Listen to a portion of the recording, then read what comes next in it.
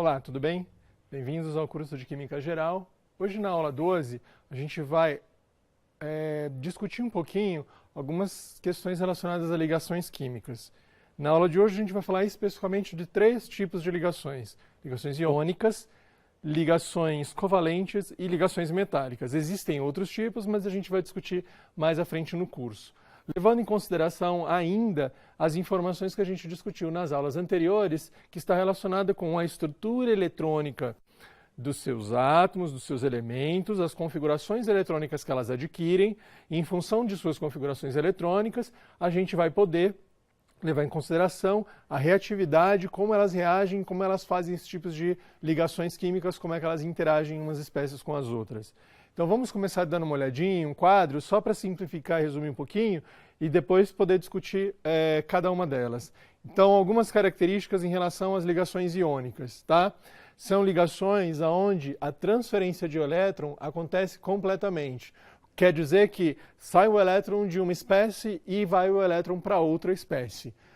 Como característica ainda da ligação iônica, em geral, quem participa desse tipo de ligação são metais com hidrogênio ou com semimetais, um par, né, de metal com um não metal ou, em geral, metal com hidrogênio. Alguns exemplos: cloreto de sódio, sal de cozinha, que a gente encontra lá todo dia, ou hidreto de sódio, por exemplo. Estados físicos, em geral, na temperatura ambiente, aproximadamente 25 graus Celsius, eles se encontram no estado de agregação sólido. Em relação a uma propriedade da condutibilidade elétrica, fundidos, eles são, ou em solução aquosa, eles são bons condutores de eletricidade. Para o outro tipo de ligação, a ligação covalente muda um pouco essas propriedades, né? Então não há transferência completa de elétron. O elétron não sai de uma espécie e vai para outra. Neste caso, as duas espécies precisam desse elétron. Então, o que acontece é um compartilhamento de elétron, né, desse par eletrônico. Em geral, são ligações que ocorrem entre ametais ou hidrogênio, com hidrogênio, semimetais ou não metais. Alguns exemplos: ácido clorídrico, o HCl, dióxido de enxofre, o SO2. Em relação aos estados físicos mais comumente encontrados, na temperatura ambiente, eles podem ser encontrados na forma sólida, líquida ou gasosa. E, em geral, vão conduzir a eletricidade quando forem ácidos ou amônia em solução aquosa, não a substância pura, né? Quando é muito pequenininha. O outro tipo de ligação, a metálica, em geral, as características são cátions de metal, né? Grandes quantidades desses cátions que estão agrupados e que acabam dividindo essa nuvem eletrônica. Em alguns lugares vão chamar de mar de elétrons, como se os elétrons estivessem todos aí soltos, né?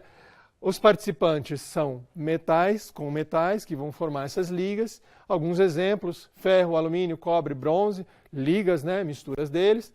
Em geral, o estado físico, o estado de agregação que a gente encontra, são sólidos, com uma exceção do mercúrio, que ele vai ser líquido, e a condutibilidade, quando eles estão na forma sólida, eles são bons condutores de eletricidade. Com isso a gente tem uma ideia para poder distinguir de uma para outra.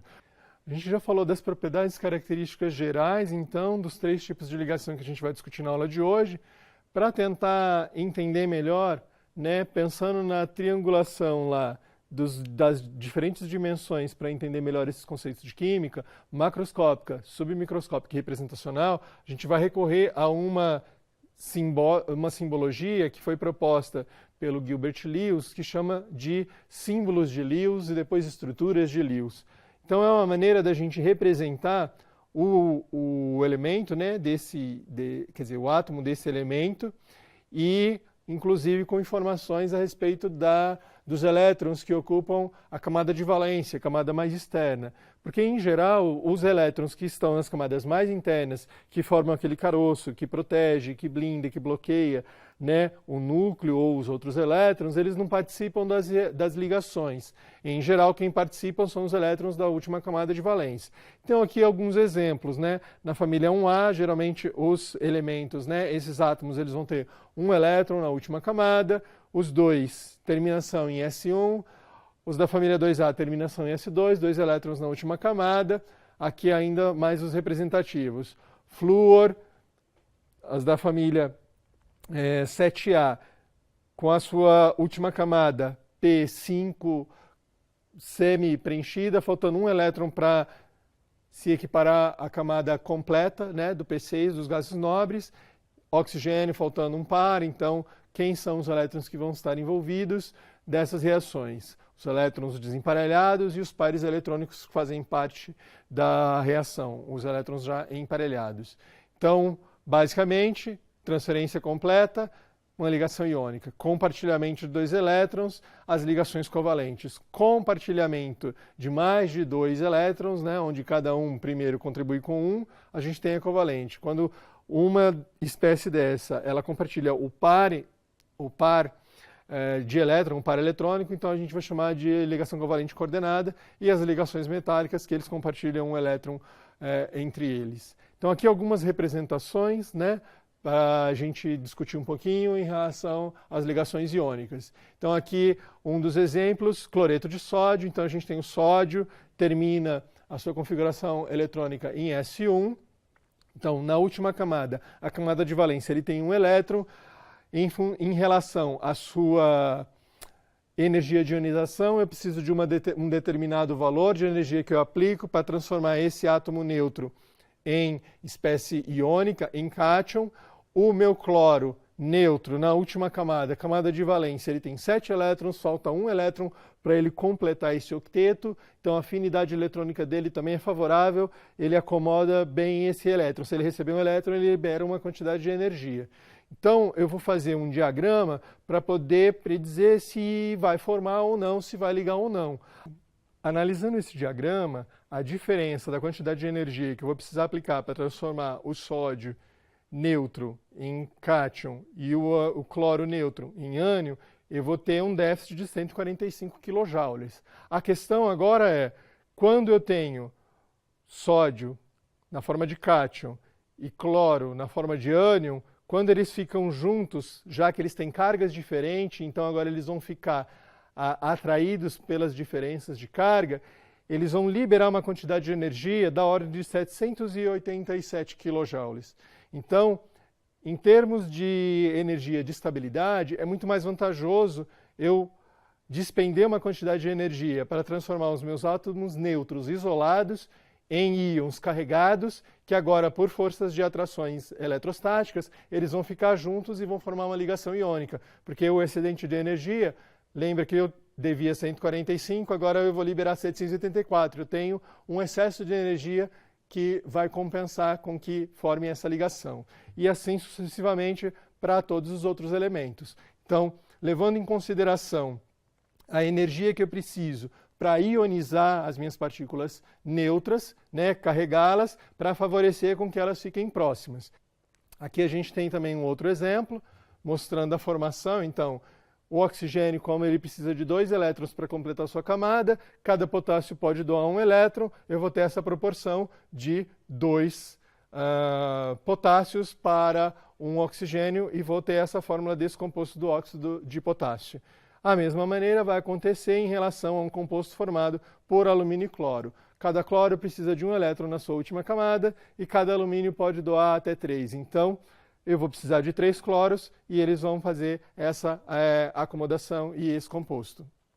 Aqui um exemplo da representação da ligação metálica. A gente vai apenas dar a definição dela, porque a gente vai estudar mais à frente quando a gente for estudar especificamente os sólidos e depois, posteriormente, os líquidos. Então, uma representação, né, de uma grande quantidade de cátions próximos, né, muito próximos, e aí os elétrons compartilhados. Aqui alguns exemplos, né, da família 1A, porque tem uma valência na última camada, lítio, sódio e potássio, e com 2 valências, magnésio, cálcio e estrôncio. Em geral, eles vão ficar bem próximos e vão assumir diferentes formas que a gente chama de empacotamento. Ou seja, dentro de uma célula unitária, quantos átomos eu tenho lá dentro, e isso vai variar de um para outro em função do tipo de empacotamento que ele vai assumir. Ainda em relação às estruturas de Lewis, lembra que lá a gente tinha um doando a transferência completa de elétron. Neste caso, a gente tem 2 cloros, cada um faltando um elétron na sua última camada. Então, cada um desses elétrons vai emprestar esse cloro e eles vão compartilhar o par.